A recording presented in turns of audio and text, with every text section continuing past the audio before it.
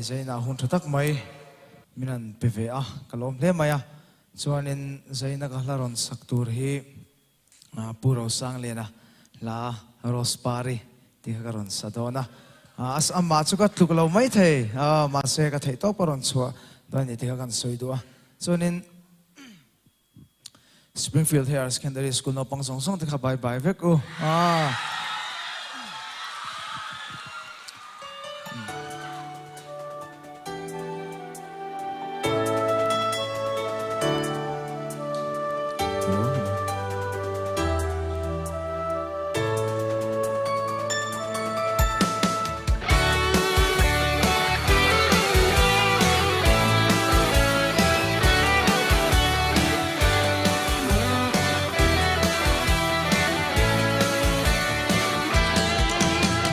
Mate alai kum masala tin kim ka han don sang hiani athar sel twino nang ai ta don sing am don em ni na e ana vong vong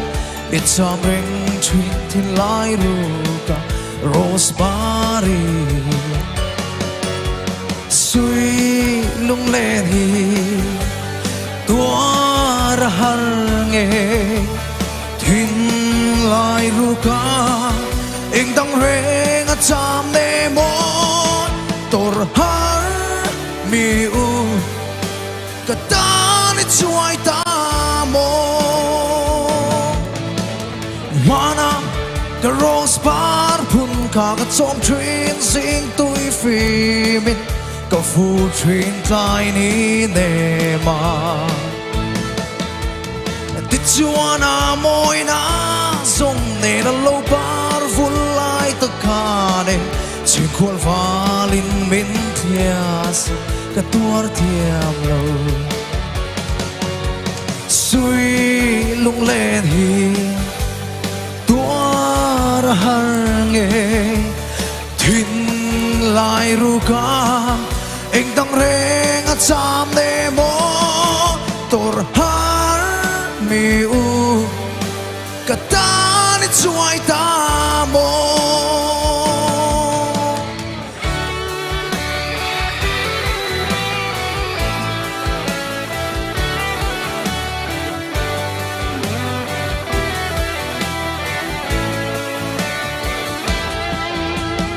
mate alai kum masala tin kim ka han don sang hianin athar sel twino nang ai ka don sing am don em ni na e ana vong vong it's a ring twin tin lai ruka rosebari sui lung len hi tuar har nghe thin lai ruka eng dang reng a cham ne mo tor har mi u ka ta ni chuai ta mo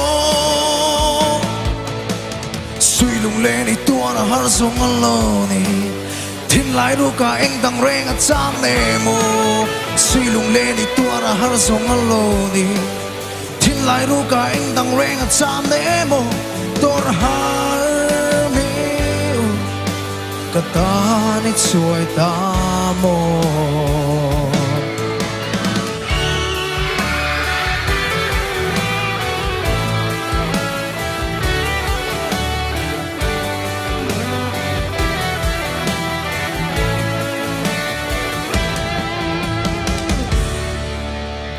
kalom